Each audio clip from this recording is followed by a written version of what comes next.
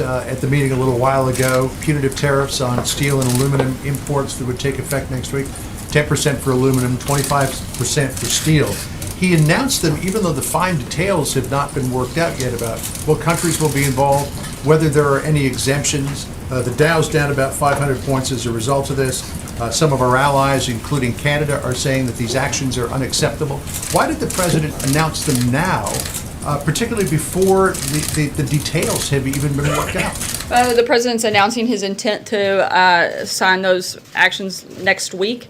We're not going to get into any more details until those details are finalized, but that is what he intends to do next week, and he was making that announcement. Is he concerned about the results or the effects that his announcement has had so far? The president's concerned about the men and women of this country who have been forgotten about, the industries that our country was founded and built on, and this shouldn't come as a surprise to anybody. This is something, frankly, the president's been talking about for decades, certainly something he talked about regularly on the campaign trail, and something that he's delivering on, making that clear today, and those details and that actual announcement and signing will take place sometime next week.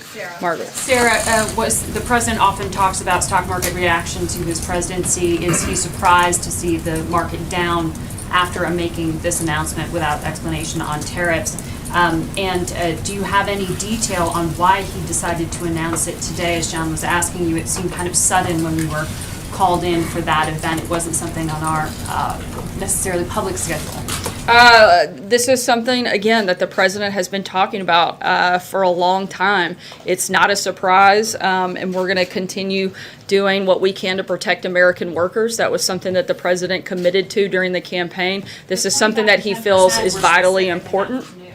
Yeah, that part is new, and he's announcing his intent to make those things happen next week, and we'll have more details on that. Did he make that decision today? Again, this is something the president's wanted to do for quite some time. I was a bit surprised to, the press gathered there. Well, it wasn't on schedule. I don't think that the president always tells you guys everything first, but it's certainly something he's been talking about for a long time. Some at the White House because there were these competing events. These are conversations that the president has been having for a long time.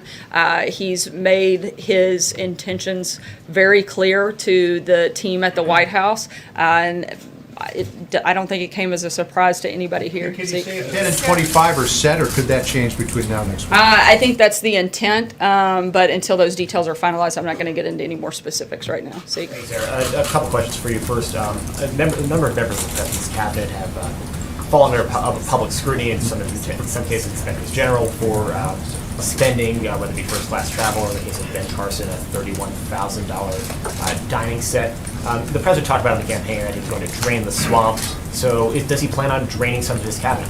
I don't, in terms of if you're asking if he's getting rid of anyone on the cabinet, I'm not aware that that's taking place at any point right now. To be clear, on Secretary Carson, the order that you referenced was canceled, and they're looking for another option that's much more responsible with taxpayer dollars. You said a number of times that when the president loses confidence in a member of the cabinet, he tells us, so that means we haven't heard that, so he has confidence in these people. So can you explain why the president has confidence in some of these members of his cabinet, whether Carson, Shulkin, Pruitt, and Zinke, who there are numerous investigations into some of their conduct and spending.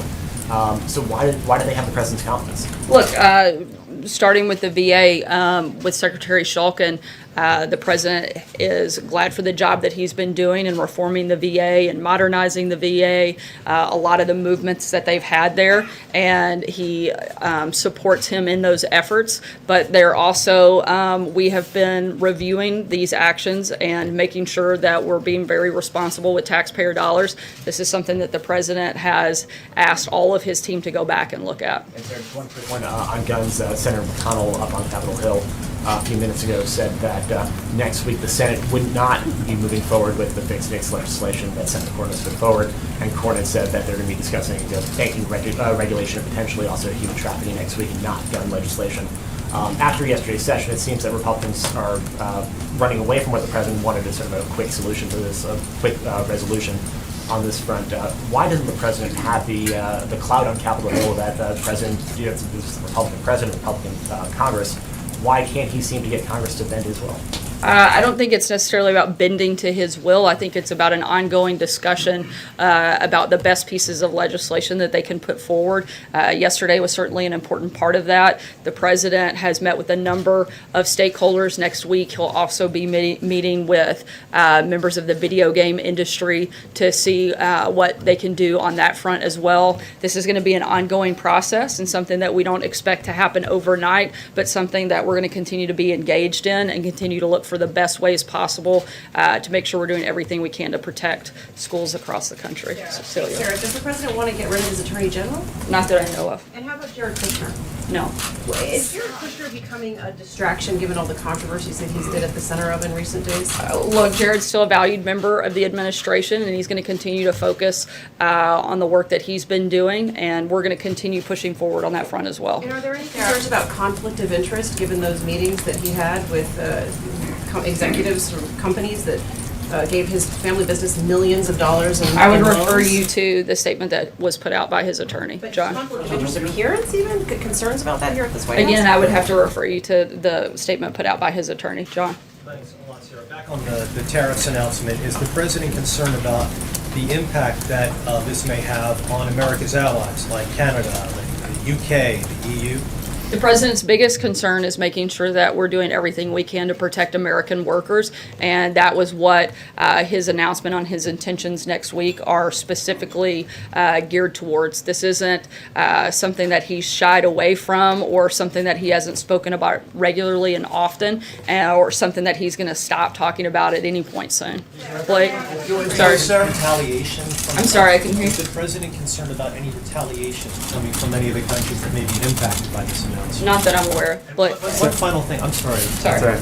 Just wanted to ask you about a comment and get your reaction to Republican Senator Ben Sasse put out a statement in regards to these new tariffs. He said that the president is proposing a massive tax increase on American families.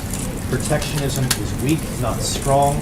And he concluded by writing, "You'd expect a policy this bad from a leftist administration, not a supposedly Republican one." Do you have a comment on that? I don't know that the president will or should ever apologize for protecting American workers, and certainly not to Senator Sasse. Blake? Thank you, Sarah. Let me try to drill down on this. You say you won't be getting into details at this point. So if there are details to get into, should we read into it that there will be exemptions for certain countries? Again, I'm not going to get ahead of the final details that'll be put out next week. At this point, there's no additional information to share as this is all being finalized. Has the president made up in his mind which countries he might exempt or at least is considering? Again, I'm not going to get into any details on this front, and I don't have anything further to add on his intentions that'll take place next week. We're a little bit tight, so I'm going to keep moving. Jordan. Thanks, Sarah. Yesterday was the deadline that Chairman Gowdy set for the White House Chief of Staff to reply to his questions about security clearances at the White House. Was that request met? Did the Chief of Staff send a reply to Chairman Gowdy? We're having conversations with the committee, and we're going to continue working with them, and I can't go any further than that at this point.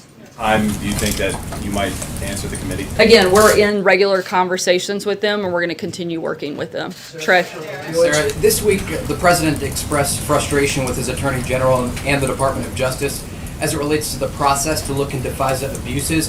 What would the president like to see done differently? Look, the president's made clear that he has a lot of concerns, like you said, with the current FISA process. Nothing makes the problems of FISA cleaner than what was outlined in both the Republican and Democrat memos. The FBI used political campaign material to get a warrant to spy on American citizens. They failed to disclose to the judge that the dossier was funded by the Clinton campaign and the DNC, even as it was being used to spy on people associated with the Trump campaign. Obviously, that alone shows us that the process needs to be looked at closely and reformed to make sure that we're doing everything we can to protect the privacy of American citizens. And as it relates to that tweet, could you elaborate on the relationship between the president and the attorney general? Does President Trump believe his attorney general is disgraceful? Look, the president's made his frustrations very clear. I don't have anything else to add. Dave? What was the president's reaction to what the mayor of Oakland, California did last weekend when she tipped off residents that there was a imminent immigration raid coming? Does he feel that the mayor broke the law, and now the Justice Department's looking into that? I think it's outrageous that a mayor would circumvent federal authorities and certainly put them in danger by making a move such as that, and that's currently under review by the Department of Justice, and I don't have anything else to add. Olivier? Thanks. I got two for you. First, I know you're averse to providing details about the tariff plan. Does the president plan to couple the tariff plan with any policies to mitigate the impact on, say, the auto industry? Again, I don't have anything else to add at this point. Very open-ended. Did you take note of President Putin's speech, and do you have a reaction to his rhetoric and threats about these invincible weapons? Yes, President Putin has confirmed what the United States government has known all along, which Russia has denied. Russia has been developing destabilizing weapons systems for over a decade in direct violations of its treaty obligations. President Trump understands the threats facing America and our allies in this century and is determined to protect our homeland and preserve peace through strength. U.S. defense capabilities are and will remain second to none. And now, because of the new defense budget of $700 billion, our military will be far stronger than ever. As the President's nuclear posture review made clear, America is moving forward to modernize our nuclear arsenal and ensure our capabilities are unmatched. John? Yeah, thank you, Sarah. Two short questions. First, can you confirm or deny that the President has made a decision to go for the outside for a successor to Hope Hicks as communications director rather than promote from within? The decision on that hasn't been made. I don't have a personnel announcement. The other thing is that the President has a good relationship with Senators Manchin of West Virginia and Toomey of Pennsylvania. Has he been in touch with either of them to discuss further the proposed universal gun ban that's been floated around since last week? I know that they were both attended the meeting earlier this week. The President also spoke, I believe, with Senator Toomey earlier today, but has not seen that final legislation as discussions are still ongoing, and so I can't say, where we fall in position on that piece of legislation at this point. But he is continuing to have conversations and is going to continue to be engaged with members of Congress across the board. Francesca. Thanks, Sarah. Attorney General Jeff Sessions was due to be at the White House today for the opioid summit. Did the president have an opportunity to speak to him while he was here? Not that I'm aware of. Moving on to gun violence prevention, the president said yesterday that he would sign a bill, and then he said, and I will call whoever you want me to if I like what you're doing. If senators, if the House, if Congress passes a bill that does deal with school safety, gun violence, is the president committed to signing whatever they pass? The president's not going to unilaterally say without seeing that piece of legislation, but he does want Congress to come together and put forward a piece of legislation that addresses the safety in schools and gun violence specifically. And he laid out a number of things he'd like to see in that. And so we're hoping that Congress will continue working with us and put a strong piece of legislation forward. I'm going to take one last question. The president, hey guys, hold on just a second. The president's headed over to speak at the opioid summit here momentarily. I'll take one last question. Sarah? The gun debate, Sarah.